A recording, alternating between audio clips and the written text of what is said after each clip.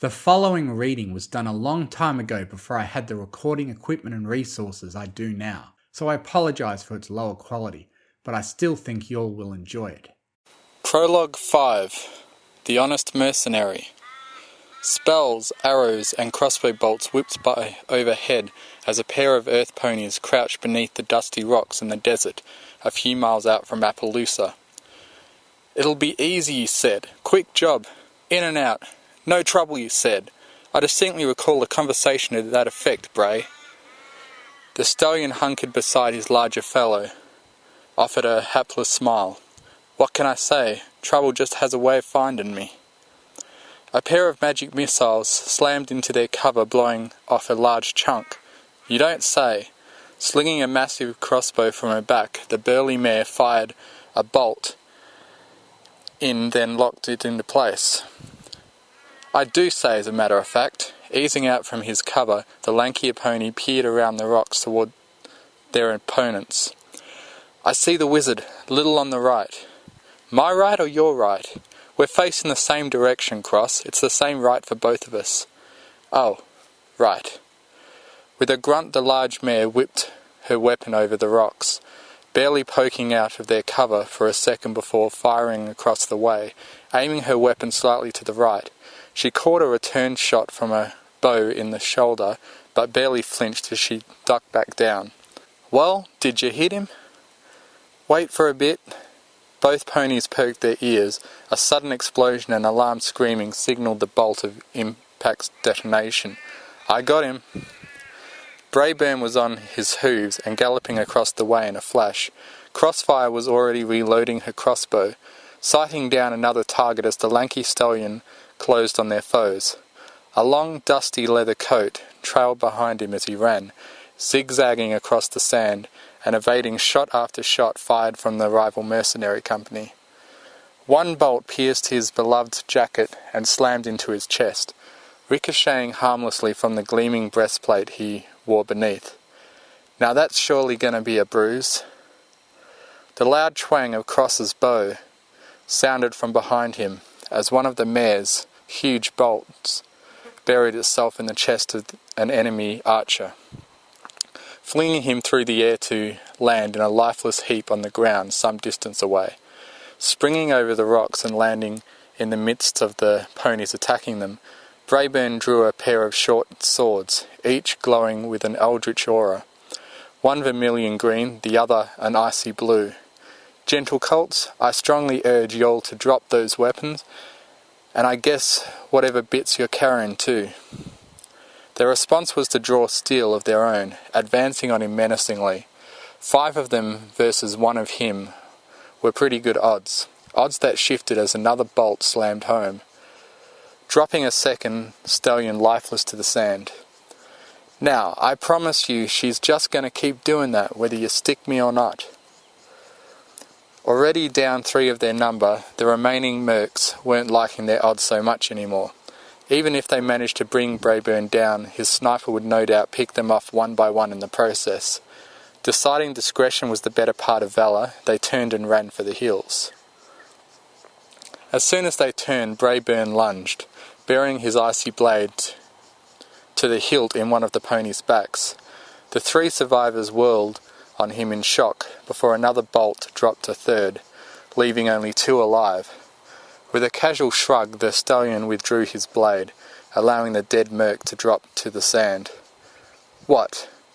Didn't say I was gonna let you go. Just that it'd be a whole lot easier on you all if you did." Fury and desperation spurred the pair to attack the smugly grinning stallion. The expert swordsman easily parried their clumsy attacks, shoving one back and into the path of a bolt from Crossfire. The final pony swung wildly, screaming in fear all the while. Brayburn casually sidestepped his charge and tripped him, sending him crashing headlong into the rocks with a resounding crack. As his head slammed into the unyielding stone, moving to deliver a killing blow, the stallion hesitated. Crossfire was trotting up casually, the case containing their cargo secure at her side as she stowed his crossbow. "Ain't you killing him?" Brayburn shook his head. "It's just a colt. Let's relieve the deceased of their valuables and get back. We've got a delivery to make.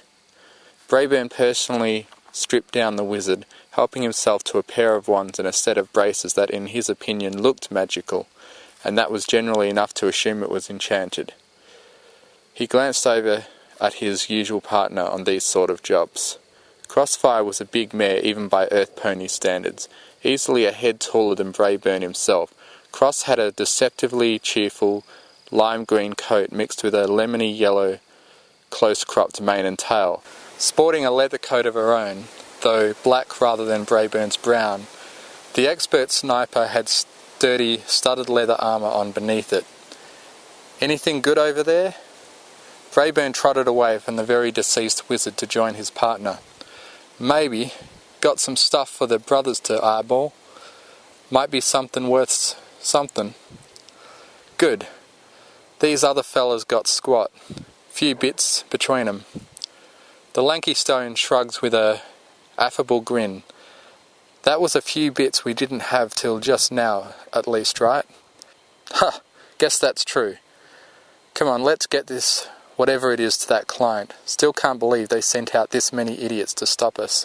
What in Tartarus do you think it is? Braeburn shrugs again as he set out toward Appaloosa at a brisk trot. Dunno, we ain't getting paid to see what's in the case, so we don't look in the case. You know how it goes. Think the others are doing alright? Are they doing alright? You do remember who went with them on this one, don't you? Cross blinked. Oh, right. Heh, sucks for whoever they're up against. That it surely does, my friend. That it surely does. You know, the wiry Earth Pony mare ducked a heavy swing from the Minotaur's massive ace. You could help. Skipping backwards out of the brute's reach, she released a flurry of throwing knives, most ricocheting harmlessly off the brute's armour, but a couple struck home, drawing blood and a pained bellow from the raging creature.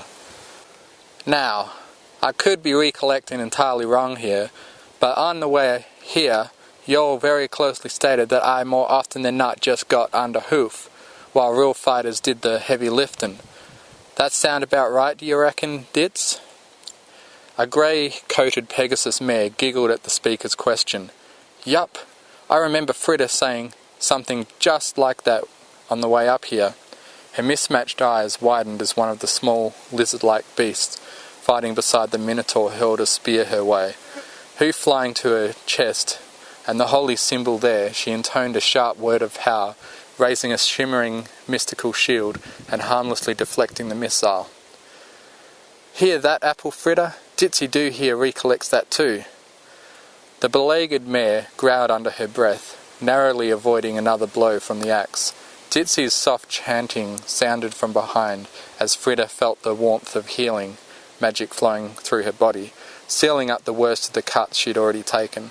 A couple of the braver kobolds, when noticing she was the easier target than the Pegasus priestess on the rocks next to the comfortably reclining Earth Pony mare, and closed in. I could really use a hoof down here. Smirking slightly, the reclining mare tilted the bridge of her well-worn hat back, gazing coolly down at her imperiled cousin. Say it! Another growl escaped the mare, one laced with pain as a kobold's spear slipped through her leathers, drawing blood. Y'all are the best fighter this side of Canterlot, and we're helpless without you. And don't you forget it. Springing from the rocks, the well-muscled mare landed beside her cousin with a heavy thump. Her sudden entrance into the fray drew a mildly surprised look from the Minotaur. The kobolds were more focused on the most comically huge greatsword strapped across her back, contained within an incredibly ornate sheath. Patchwork plates of armour covered her chest, shoulders and flanks. Slowly reaching across her back, the orange-coated mare swung the massive sword off, sheath and all. The kobolds began to snicker and move in once more.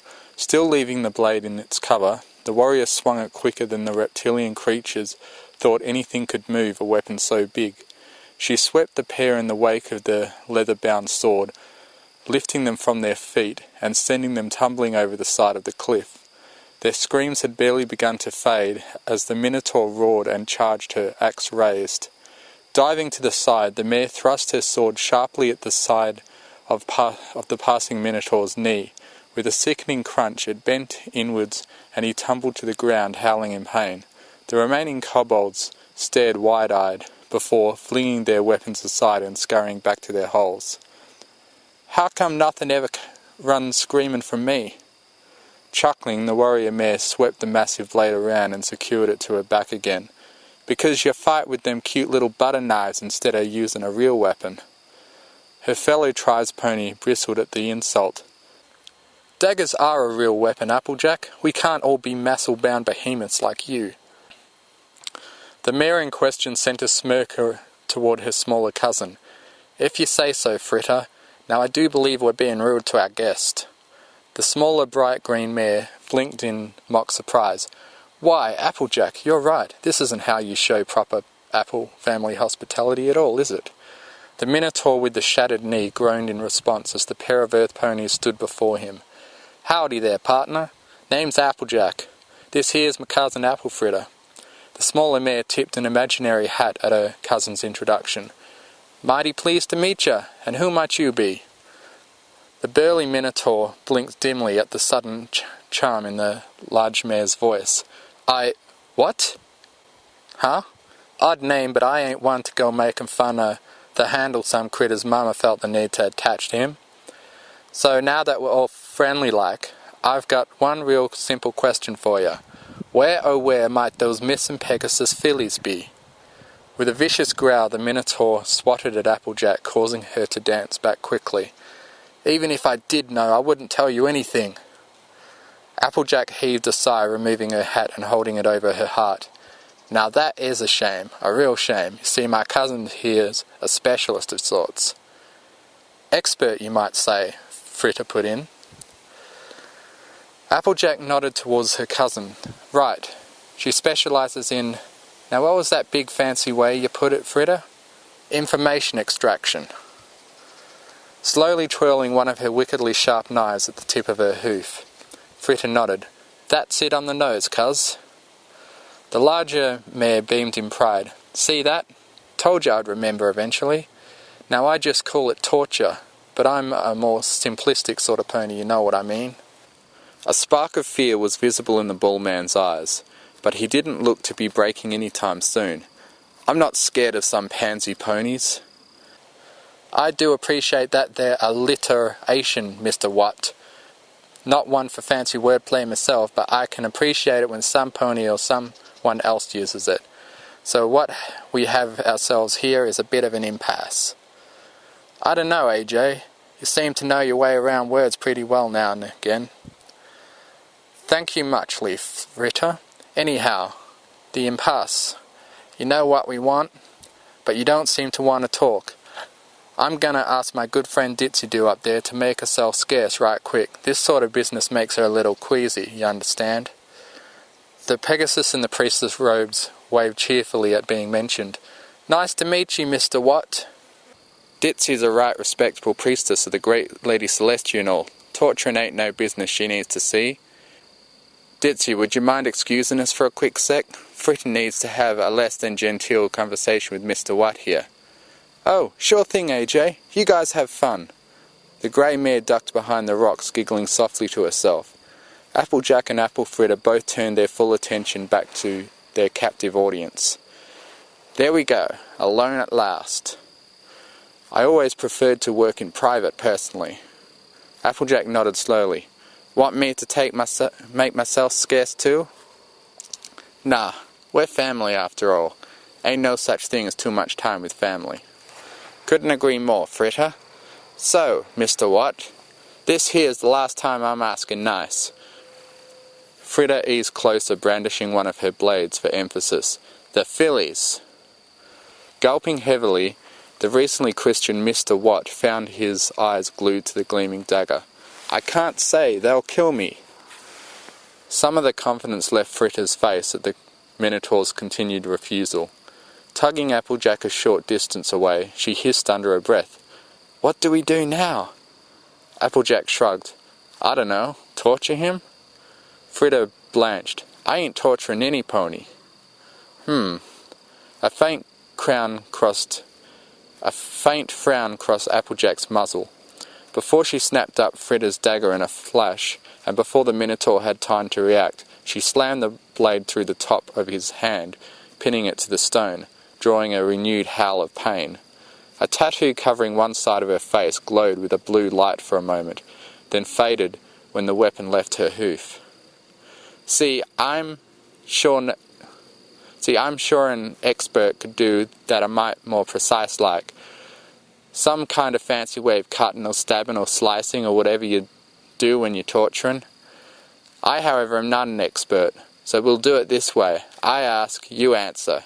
You don't answer, I stick another one of these here knives in you someplace. Eventually you're gonna look like a big pincushion, because trust me, my cousin has more than a few of these little stickers. A frowning Ditsy-Do appeared, gazing down at the scene with a disapproving look. Applejack! Now, Ditsy, I ask politely to excuse us. It ain't very polite to eavesdrop. Don't think Lady Celestia would approve. Ditsy chewed her lip in sudden concern. Head sinking low, she miserably sunk back behind the rocks. So, Mr. Watt, the fillies. Sweat was beading on the Minotaur's brow. I can't. Helping herself to another of her cousin's daggers, Applejack rammed it through his other hand, pinning both to the stone floor. Her tattoo glowed brighter, causing the mare to wince. How about now? Think you can now? You don't know what they'll do to me. Well, that surely is the truth. I do not. I do know what I'll do to you. Picking up another dagger, the tattoo branded across her face began to glow hotly, smoke sizzling from the magical brand. She raised it high, and the pinned Minotaur began to shriek. I'll tell! I'll tell! Tossing the weapon aside, her brand called instantly. Well, I'm all ears, Mr. Watt. The Hook-Beak brothers took him up the mountain a ways. There's a cave, maybe a quarter mile into the mountains. Just keep heading in and east. Can't miss it. They're there. Mr. Watt, you've been too kind. I do appreciate your honesty. Could say it's the one thing I value most in a new friend. Fritter, would you kindly retrieve your daggers? My brand's acting up a touch. Wrinkling her nose in distaste, the smaller mare yanked her daggers free, causing the burly Minotaur to whimper louder. Relax, you big baby. Ditsy'll fix you up and send you on your way. Let me go get her. Fritter trotted back the way Ditsy appeared, leaving Watt and Applejack alone. Applejack perked an ear, listening for her cousin's hoofs to fade. Coming up this here mountain, I couldn't help but notice the occasional deceased pony, with what looked to be wounds made by a sizable axe. Would you happen to know anything about that, Mr. Watt? Looking away, the Minotaur nervously cleared his throat. Nope, that friend of yours is going to be here soon. The mare sighed and swept her hat back atop her head. You all might recall I mentioned I find honesty to be a very important policy. I most surely am a mare of my word, you see. Had me a bit of trouble a while back. You might have noticed this here fancy tattoo I'm sporting.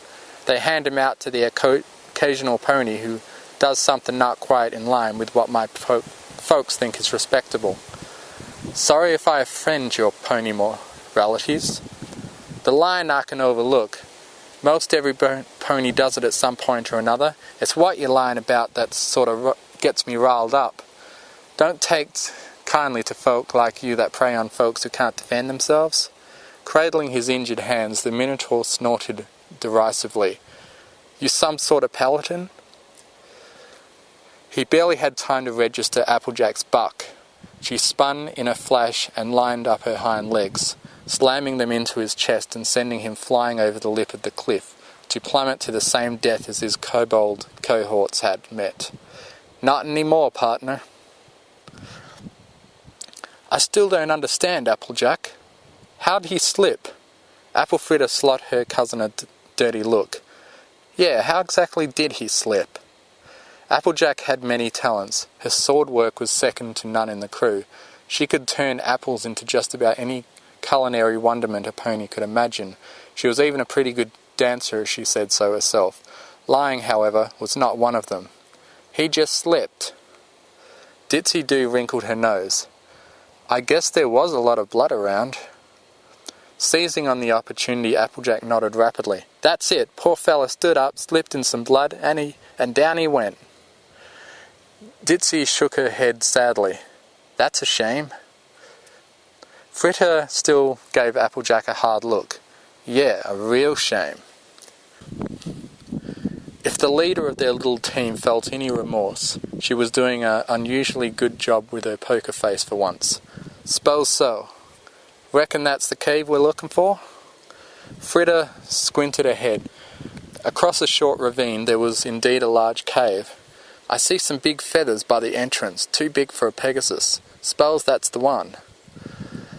Don't see anything guarding it. Probably more kobolds inside though. Probably. Nothing we can't handle. Gypsy, would you mind getting us across? Saluting smartly, the Pegasus priestess wrapped her legs around Applejack's barrel, pumping her wings hard and lifting the heavy mare into the air. Oof! You need to lay off the pie, Applejack. Grunting heavily, the bulky mare kept her thoughts on the matter to herself as Gypsy transported her across the way. Settling back on all fours, she started into the cave as Gypsy returned with her cousin. The trio slowed to a halt as they began to descend into a tunnel network. There were no torches or sunlight, so Gypsy chanted a soft prayer and a globe of bright golden light appeared above her head. None of them were particularly adept at stealth, so they trotted briskly through the tunnels, not caring what might hear their footsteps.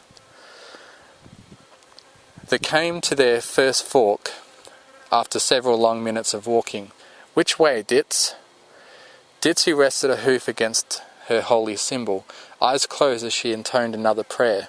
Soft golden light shone around her eyes as she examined both paths. There are ponies down the right one. Right? Find the fillies first. Worry about the rest second. Let's move it, ladies. Applejack again took up the lead, heavy hoof steps and bulky armour raising quite a racket. It came as little surprise that the next chamber they entered sported half a dozen kobolds ready and waiting with weapons drawn. Huh? Gypsy, would you like to do the honours?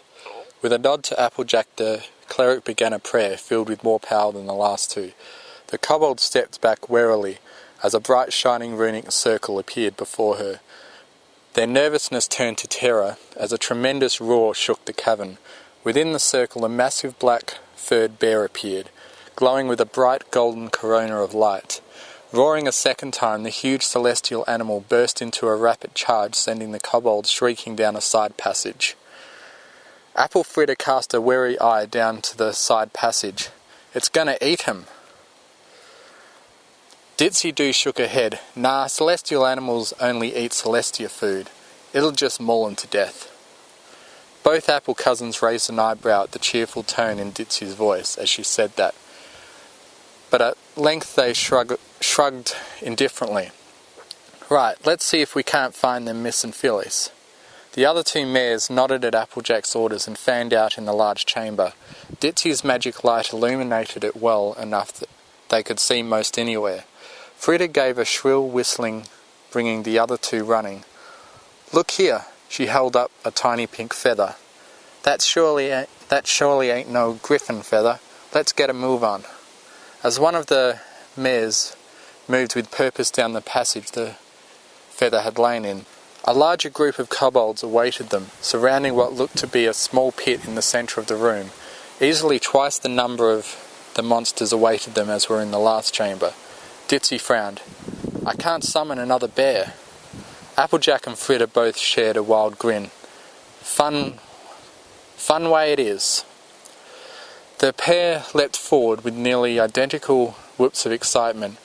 Applejack swinging her massive sword off her back, the sheathed weapon smashing the first kobold she came down upon into the ground hard. leaving it unmoving as she charged into the fray. Apple Fritter held back for the time being, flicking dagger after dagger into the rushing creatures. She felled 2 of them before 3 more were on her, thrusting their crude spears at her. Fritter winced as Gypsy leapt in from behind, bringing her warhammer down atop one of the kobold's heads. Hard enough it split it wide open, showering the apple mare with bits of bone and other sorts of things that one tended to want to keep in one's head. "Ditsy do!" The Pegasus shrugged. "Whoops, my bad." Applejack was fending off the remaining kobolds with little effort. Each swing of her huge blade crushed another of the little beasts. A powerful thrust caved the chest of another, sending the corpse flipping down into the pit, drawing an alarmed, high-pitched yelp from within. Sweeping her sword back and forth, she scattered the surviving monsters, sending them yipping from the room. Peering into the pit, she searched for the source of the voice. "Any pony down there?" "Yes, hello?" A tiny pink-coated Pegasus filly squirmed out from beneath the dead kobold. "I'm here." Smiling kindly, Applejack swept her sword back into place on her back. "Don't you worry, little missy, we'll have you up right quick." Looking back to her still disgusted cousin as she tried to clean herself up, the larger apple mare huffed. "Get your bath when we get back. For now, get over here and toss a rope down to that filly." Casting a dirty glance towards the slightly grinning Pegasus, Apple Fritter eased towards the hole and lowered her rope in. "Get a hold nice and tight now, honey. We'll haul you on up." The filly nodded rapidly and wrapped the rope around her foreleg. Gripping it tightly with both hooves, she clung to the rope as the apple mares hauled her out of the pit. Applejack squinted down at her. "Where are your sisters?" The filly's eyes went wide. "Those griffins took them, ma'am, into their room up ahead." Handing the filly over to Ditsy, Applejack nodded back the way they came. "Get her out of here, Dits. We'll catch up soon." The concerned priestess ushered the filly to stand behind her before chanting a quick prayer and touching Applejack's flank. The mare's already considerably muscled bulked up a good deal more, causing her to grunt at the sudden tightness in her armour. A second prayer saw Fritter moving far more lighter on her hooves. "You two be careful. Don't make me come looking for you." Giving her a confident nod, the 2 cousins slipped deeper into the caves, leaving Ditsy alone to escort the filly out. Applejack and Apple Fritter caught the smell of blood at the same time, and both mares folded their ears back. Sharing a knowing look, they eased into the chamber at the end of the corridor. The hook-beaked brothers were a notorious pair of killers with a very hefty bounty on their heads. Worth far more alive than dead, more than one bounty hunter had tried to bring them in and wound up a meal for the carnivorous pony-eating duo. Twins, rumour said, birthed from the same egg. They were twice the size of either pony mare, even with Applejack's magically enhanced physique. The Leone lower halves were heavily muscled, claws sharp enough to dig furrows in the stone beneath them. Their beaks, they were named for, hooked a good deal more sharply than the average griffins. Beaks currently wet with blood. "Ah, more guests.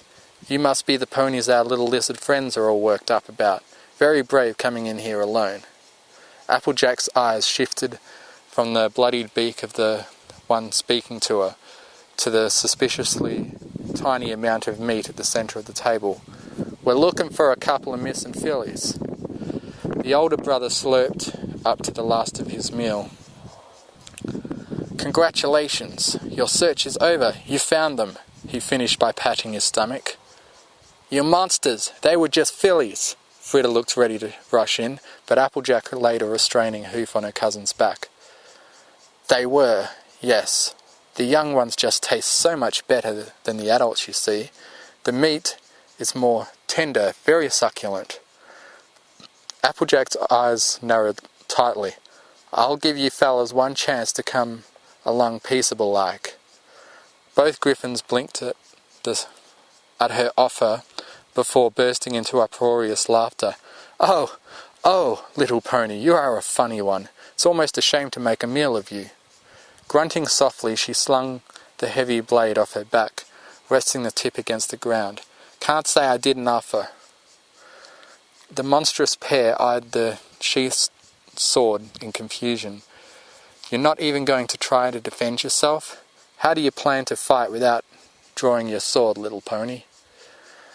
An unpleasant smile worked its way across Applejack's face. "Why don't you fellows come on over here and find out?" Neither griffin was stupid. Both had lived a decadent life as long as they had by being smarter than those who came looking for them, and being the better fighters. They developed a twin fighting style that had served them well for many years. Each bore a wickedly curved and barbed scimitar. The swords, combined with their own natural weapons, had made them a nearly invincible fighting duo.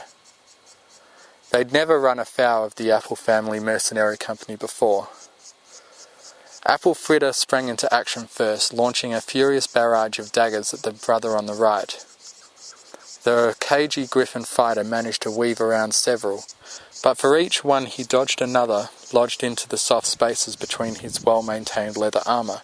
The second brother made to rush to his sibling's defence, only to find Applejack's sword arching through the air right at his head.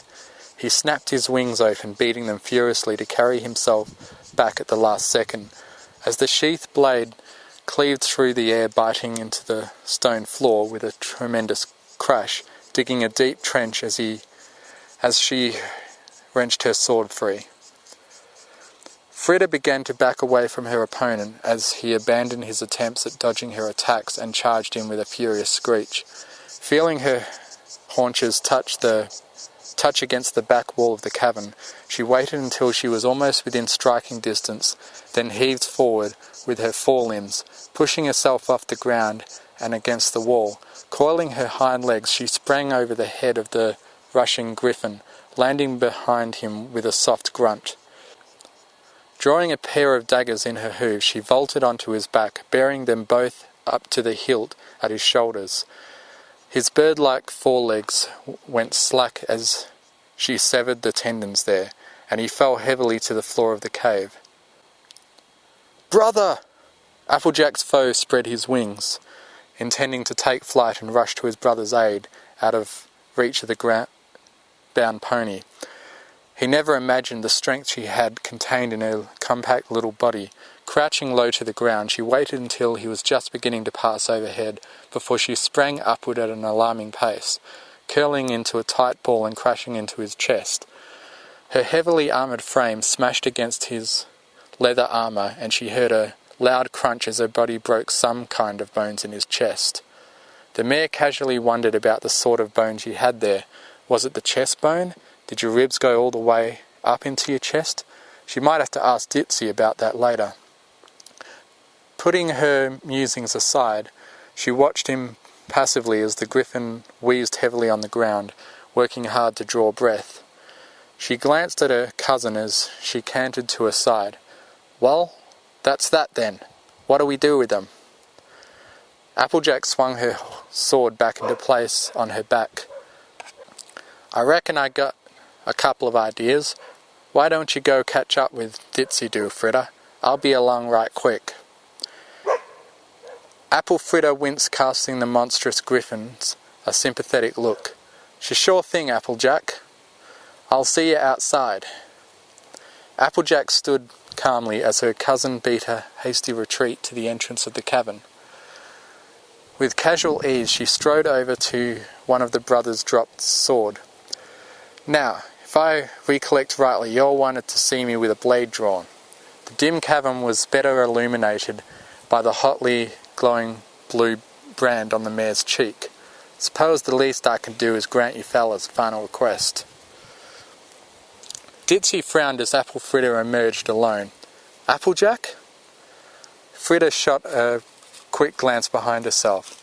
She's wrapping things up." The rescued filly looked up at the mare anxiously. Did you find my big sisters?" Apple Fritter's heart sank at the sight of those huge, hope-filled green eyes. We did. I'm so sorry, sweetie. They've gone to the fields." Tears began to form in the tiny pony's eyes. "Like my grandparents?" Gypsy Doo knelt down to the filly's level, wrapping a warm wing around her tiny quivering body. "That's right, sweetie. They're with your grandma and grandpa now. Don't worry, you'll be seeing them again someday." But I want to see them now. It isn't fair." The poor foal was soon wailing her heart out, while Gypsy tried her best to console her. Apple Fritter turned to the sound of approaching hooves. Applejack emerged, her brand still burning hotly. Small trails of smoke curled away from her burning flesh, bringing an unpleasant smell to the air. "Let's get this little one home." Neither Gypsy nor Fritter commented on Applejack's burning tattoo, nor did they ask what became of the hook-beaked brothers. Some things they felt were better left unknown.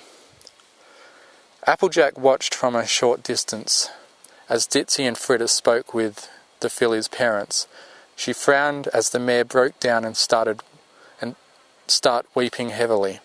Cradling her surviving child tightly to her chest, the father ushered them inside before coming back out to speak with her cousin and the cleric. Her discomfort grew as the stallion approached her, tugging her hat down a bit self-consciously in a futile attempt to cover her brand. She turned her head away. "I don't care about that, miss. What you did in the past is between you and Lady Celestia. I want to know what happened to those monsters who killed my fillies. Your friend said she left you alone with them." Applejack tilted her hat back up, meeting his eyes. "They ain't going to be hurting any pony ever again, sir." His face hardened. "Did they suffer?" Sweeping her hat from her head, she placed it over her heart. "I am many things, sir, but a liar ain't one of them. So you can have complete faith in me when I say that they suffered more than any living thing can likely imagine." He nodded firmly. "Thank you for that then, miss. I know it's not quite the same as having my daughters back, but that helps. You'll be paid in full. It's the least I can do." "We surely appreciate that, sir. And for what it's worth, I'm sorry we couldn't get there quicker." "Me too, miss. Me too. If you'll excuse me, I'd like to be with my family." "Of course, sir. And if you'll have any needs like this again, I hope you'll consider hiring the Apple family again." With a final nod to Applejack, the stallion turned and made his way back into his house. Fritter and Gypsy moved to Applejack's side, and the three set out towards the outskirts of Appaloosa. Gypsy was the first to speak. "Applejack, if you want to talk..." "What might I want to talk about, Gyps?"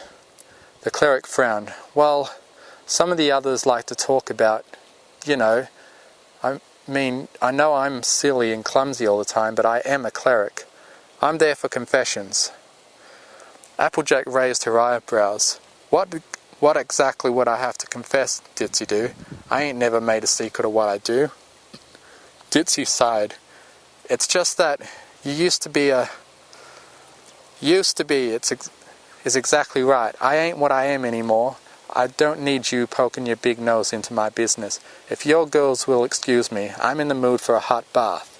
Applejack quickened her pace, leaving her cousin and family friend behind. The three approached their home and conveyance parked in the desert just outside of town. The huge skyship was one of the few treasures the Apple family still owned, and they put it to good use. It was a holdover from the rebellion, but definitely de-weaponized. The only reason they'd been allowed to keep it at all was the formidable matriarch of family's insistence. The Magitech ship was powered by a rechargeable magic core at the heart of the ship. The mechanical aspect was looked after by the unicorn brothers hired on by the Apple family. Brayburn was standing outside the ramp leading up to the ship with a white-coated unicorn mare. "Howdy, cuz. How'd your job go?" Applejack's response was to hurl the bag filled with bits at her cousin's head with a vehement amount of force. The visiting mare's golden aura wrapped around the bag, arresting its flight, before gently levitating it to Brayburn's hooves. The stallion gave the visitor a faltering smile.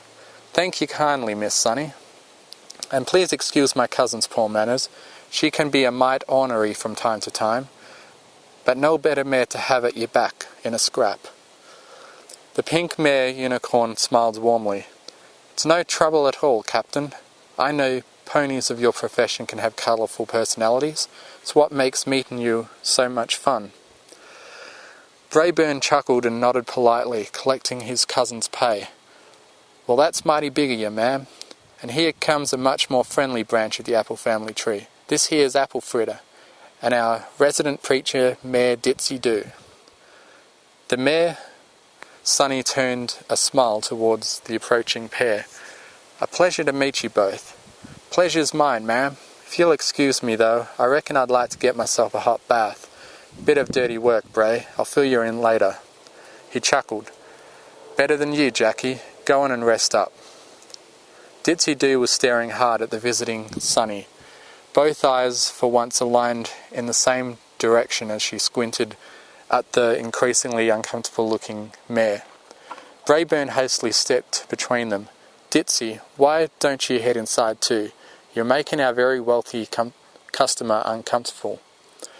Ditsy nodded slowly, Enver taking her eyes off Sonny. Sure thing, Brayburn. She finally broke her stare when she disappeared into the ship. Brayburn turned an uncomfortable smile Sonny's way. I apologise, ma'am. My crew seems to be on the insane side today. Oh, I don't know. The world would be awfully boring if every pony was sane, don't you think? Ha! I reckon so, ma'am. So, I suppose you all are eager to get your hooves on this here case. Sonny's eyes lit up as Brayburn pulled the small wooden case from within his coat. Very eager, yes. I have your pay right here. She lifted a hefty bag of bits from her saddlebag, exchanging them for the case. Well, that's how I like my jobs. No complications. Sonny's smile dimmed a little. Yes, no complications. I wonder, Captain, would you be available for more work? It's a much easier job, I promise. Brayburn's eyes lit up with the promise of more easier work from the wealthy mare. Sure as shootin'. Apples ain't happy if we ain't workin'. Wonderful. I need you to transport some ponies for me.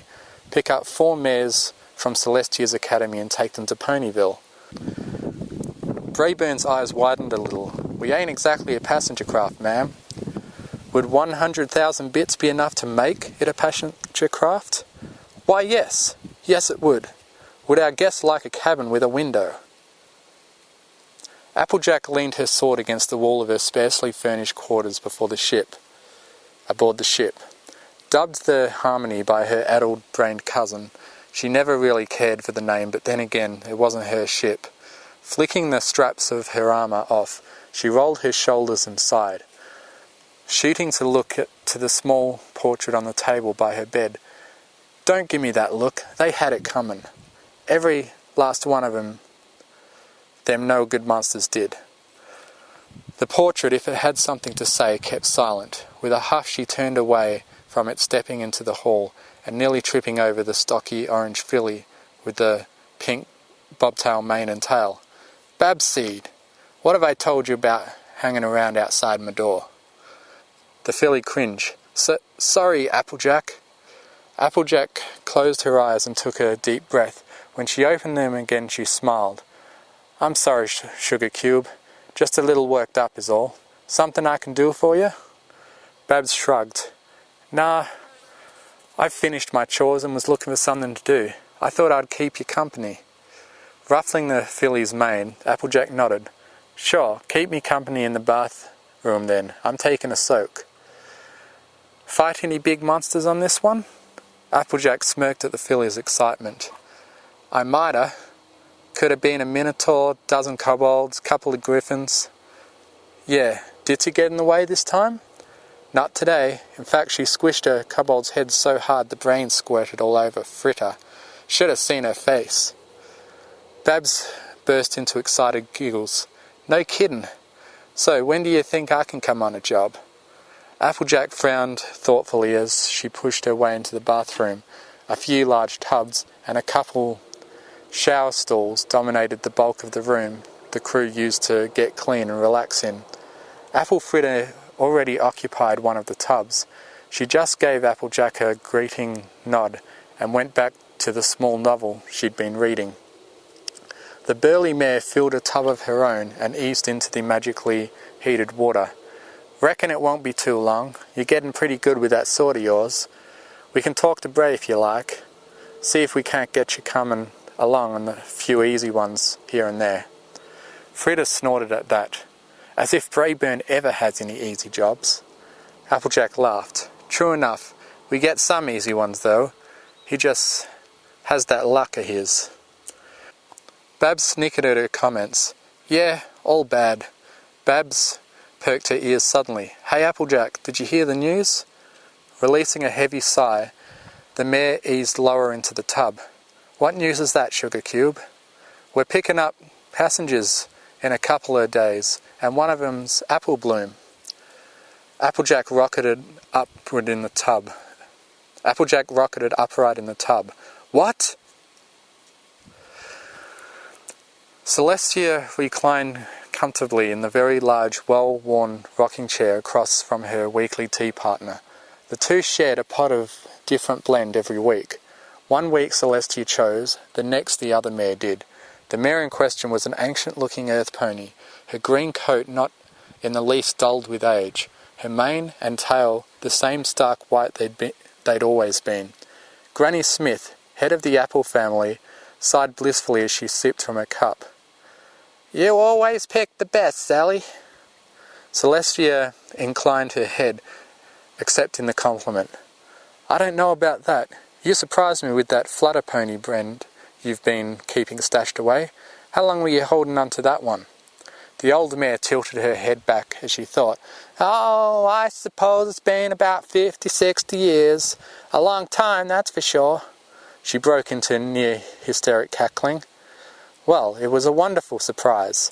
Speaking of wonderful surprises, Granny Smith paused to sip from her cup. Seems we're about to have a proper reunion. Celestia raised an eyebrow.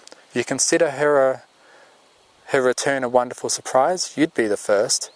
When you get to be my age, you learn not to hold on to grudges. What happened in the past is a past problem. Living back then isn't doing any pony any good. The now is what I'm worried about. That's what I'm worried about too, my friend. The quiver was gone from Granny Smith's voice, as was the shivering of her old hooves. You have a plan? Or are we going with the usual throw every spell we know at him solution? Celestia laughed lightly. I have a plan, though we'll be going with the usual to start. Granny Smith nodded firmly. Good. Been too long since I got to cut loose. Celestia's mirth faded, and she sighed softly.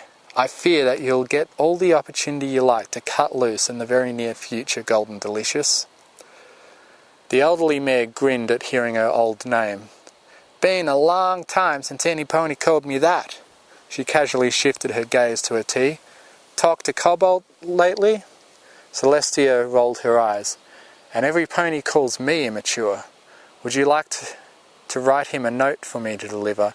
The students at the academy have started a charming trend by asking if some pony likes them, then instructing them to circle yes or no at the bottom of the note. I could convey one to Cobalt if you'd like. Granny Smith snorted, as if he'd want to see a wrinkly old man like me. You're only as old as you feel, Golden. You're only as old as you feel. Smirking a little, the apple matriarch allowed a soft chuckle. A few of her wrinkles here and there were certainly less notable every time she met with Celestia. Fair enough, Sally, fair enough. Applejack, true neutral, paladin fallen 1, fighter 7, strength 20, dexterity 12, constitution 16, intelligence 9, wisdom 10, charisma 10. Brayburn, true neutral, fighter 9, strength 14, dexterity 18, constitution 17, wisdom 12, intelligence 14, charisma 16. Special gear, +2 short sword of frost, +2 short sword of acid. Crossfire, chaotic neutral, ranger 9, Strength 16, Dexterity 19, Constitution 16, Intelligence 8, Wisdom 12, Charisma 9. Special abilities: Favoured Enemy, Ponies. Animal Companion, Barkley, Timberwolf. Ditsy Do, Neutral Good, Cleric 7. Strength 14, Dexterity 7, Constitution 15, Intelligence 9, Wisdom 17, Charisma 16. Author's Note: Here we go, and longer than the rest. What transpired in Applejack's past to make her the mare she is today? Stay tuned to find out. Thank you for listening. If you enjoyed what you heard, please consider joining my Patreon, patreon.com/TMFF, to get early access to audiobooks and to be able to request I do a reading of what you want, provided the author approves. Thank you to artlist.io for providing the massive music and sound effect library that I have to work with. And most of all, thank you to the bronies who write the amazing stories that inspire me to make these. Fluttershy is your best ponies. I now have a Discord server where you can join in and chat with other fanfiction fans. If you enjoy what I do, you can donate to me on Ko-Fi, links in the description.